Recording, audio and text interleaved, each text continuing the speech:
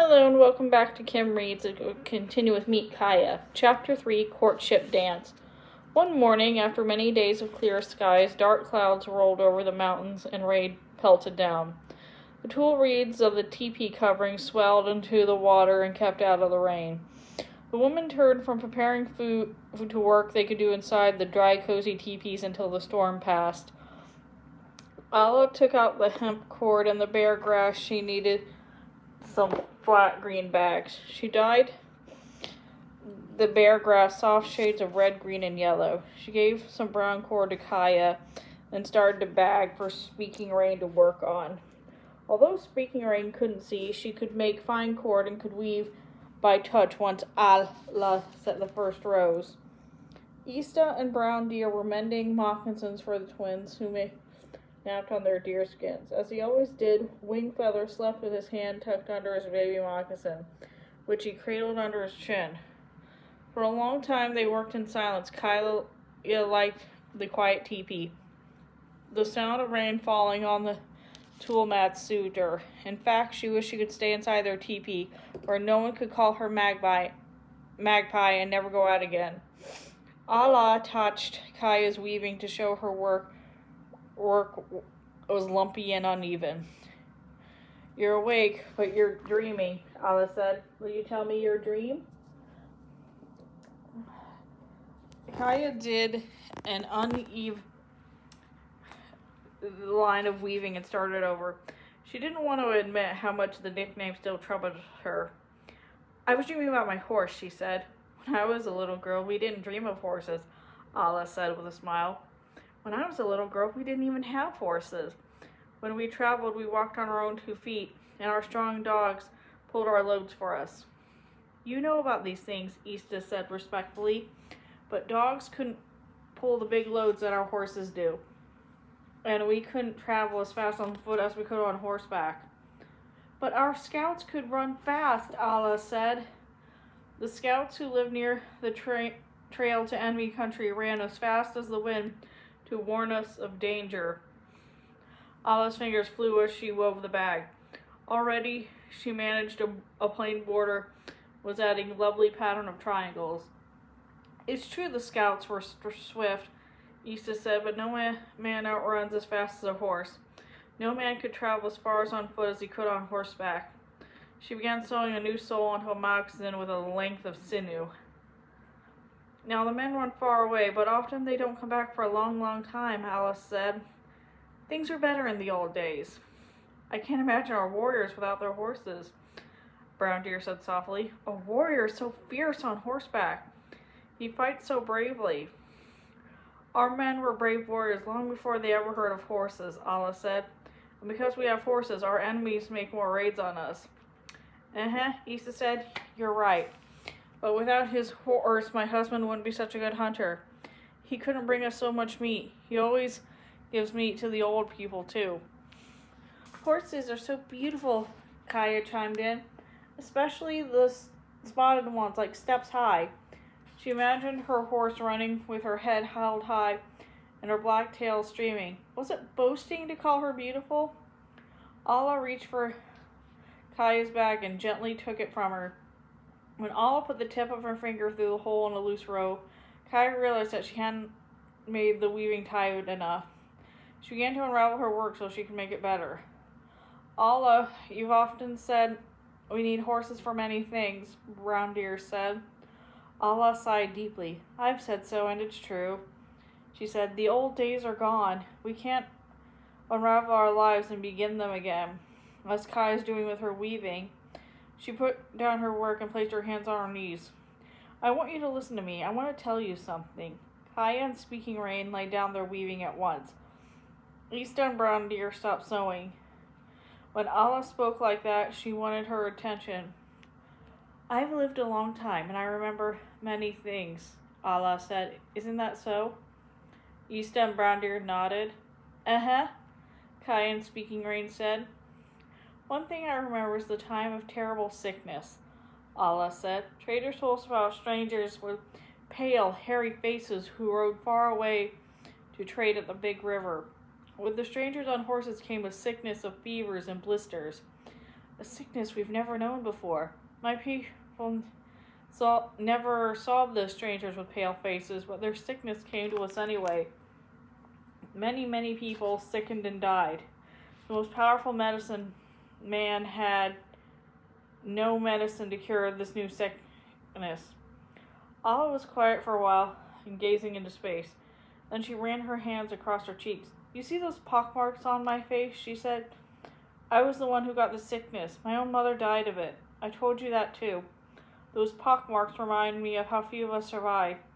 They remind me not just good things come to our lives with horses, but the marks also remind me to be strong and help others.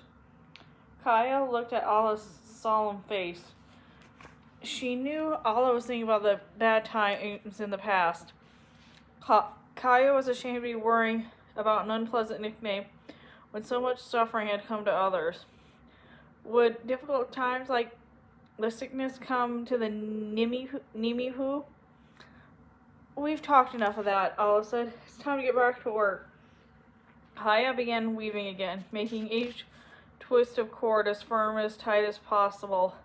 When she grew up, she wanted to be a wise, strong woman like Allah.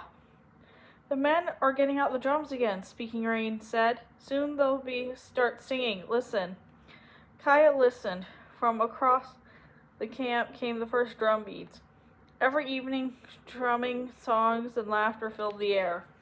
In the middle of camp, Tota and some other men were playing the stick game, joking and shouting as they made their guesses. The women watched and chatted with their friends.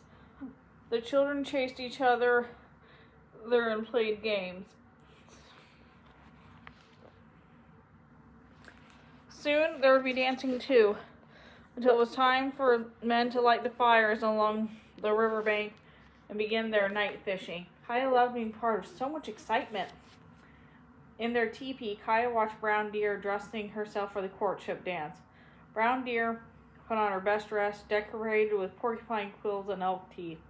She tied on her wide belt and hung a small woven bag from it. She smoothed the ankle flaps of her moccasins and tied them neatly. Your dress is so beautiful, Kaya exclaimed. Speaking Rain folded her arms and grinned up at her older sister. Tell us, who do you want to dance with tonight? I don't know, Brown Deer said with a shrug and a flicker of a smile. As Brown Deer hurried towards the others, Kaya thought her big sister was the prettiest girl in the whole village. Kaya and Speaking Rain followed her out of the teepee. In light of the rising moon, the twins were dancing, hopping and bobbing about their heads like a quail. Wing Feather beat two sticks together. Sparrow turned around and around until he was dizzy and fell to his knees. Kaya was too young to join the courtship dance, but the drum beats and singing made her want to whirl around and around like Sparrow. They made her want to beat like the rhythm like Wing Feather. As Kaya listened, she practiced dancing by taking small steps, moving in place. Who could resist the drums? On the side of the clearing, the older girls began to form a circle. The older boys formed the circle around the girls in the courtship dance. In this dance, a boy tried to dance beside the girl he liked best. If a girl let him stay by her side, that meant she liked him best too. Most families decided who would marry whom, but some paid attention to the choice of the dancers in the courtship dance. Brown Deer is dancing near us, Kaya whispered to Speaking Rain. Is she looking at any special boys? Speaking Rain said. She looks at all the boys but one, Kaya said. She never looks at Cut Cheek. Cut Cheek was slim and strong. He was a good hunter and a good dancer too. The scar on his cheek only made him better looking, Kaya thought. She had often seen him glance at Brown Deer as he danced, but Brown Deer never returned his gaze. When Cut Cheek comes near, Brown Deer looks at her moccasins, Kaya said. I don't think she likes him at all. Speaking Rain giggled. Kaya, you're foolish, she said. If Brown Deer can't bring herself to like Cut Cheek, that means she really likes him. But how will we know she likes him if she never looks at him? He'll know, Speaking Rain said. All the men and women were in the circle now. When the drum beats changed, the boys and girls danced slowly toward each other. The long fringes on the girls' dresses ripped and swung as the girls moved. The drum seemed to be saying, Come with me, come dance with me, dance with me. With exciting music like this, how could the dancers keep their steps so steady and even? Where's Cut Cheek dancing? Speaking Rain asked. He's on the other side of the circle, Kaya said. I don't think he'll be able to get near Brown Deer. The dancers moved close to each other, then away and then close again. The next time they were close, a boy eased himself out of line and placed a stick on the girl's right shoulder. She kept the stick on her shoulder and made room for him by her side. Now they danced as a couple. The dancers moved toward each other again. As they advanced, Cut Cheek managed to move past the boy next to him. Now he was almost in front of Brown Deer. She held her chin high and looked straight ahead. She made the fringe on her dress snap with each graceful step.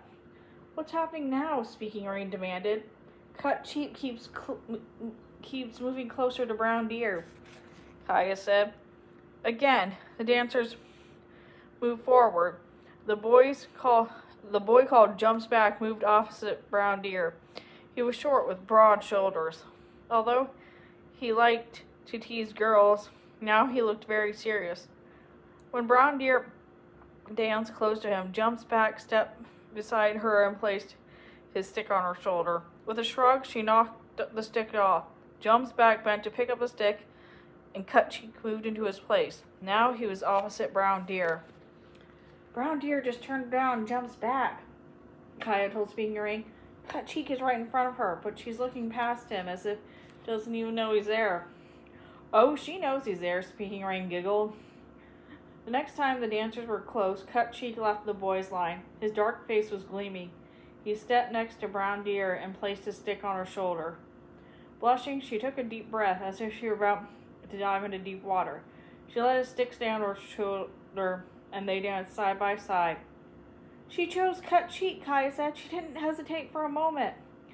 The run of salmon up the river was coming to an end. Many salmon had given themselves to Nimi-Poo. The women had packed and dried salmon into large woven bags and parfleches made of rawhide. Now they were packing up their belongings as well.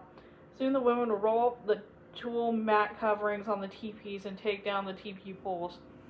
They would put everything they owned on their horses and the travois and set out.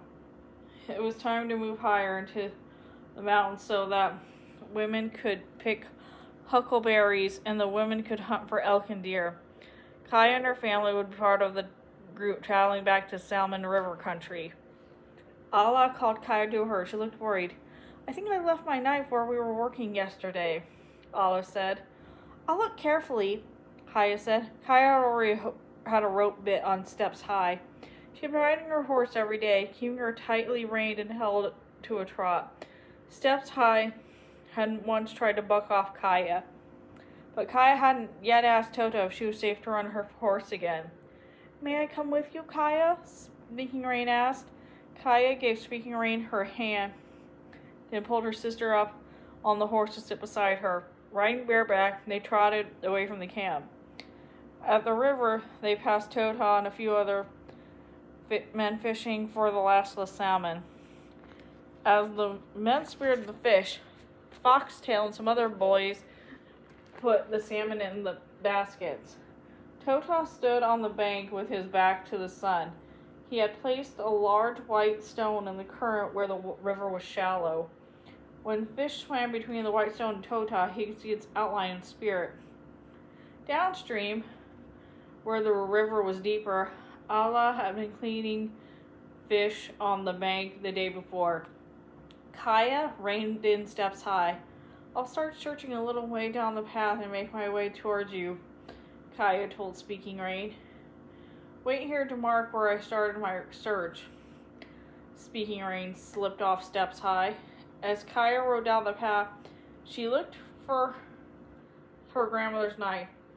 Steps High was tense and skittish. She shied at a garter snake while crossing the path. But Kaya steadied her. When Steps High shied a second time, Kaya reined her in. What's the matter, girl? Kaya asked. What's spooking you? Steps High snorted and pawed the ground. Kaya shaded her eyes and looked back to where Speaking Rain had been waiting. Speaking Rain was cautiously making her way through the elderberry bushes that grew along the riverbank. She didn't know there was a steep bank on the other side of the bushes. "Stop, Speaking Rain!" Kaya called. She turned steps high and started back. Speaking Rain didn't seem to hear Kaya's call. Were the sick people leading her astray? She kept going. "Stop! Don't take another step!" Kaya cried. Now Speaking Rain heard Kaya's cry. She stopped and turned. As she did, a piece of the bank crumbled beneath her feet. Speaking Rain fell backward. In a shower of stone, she stumbled in toward the swift river. And that is the end of that chapter. I will see you later.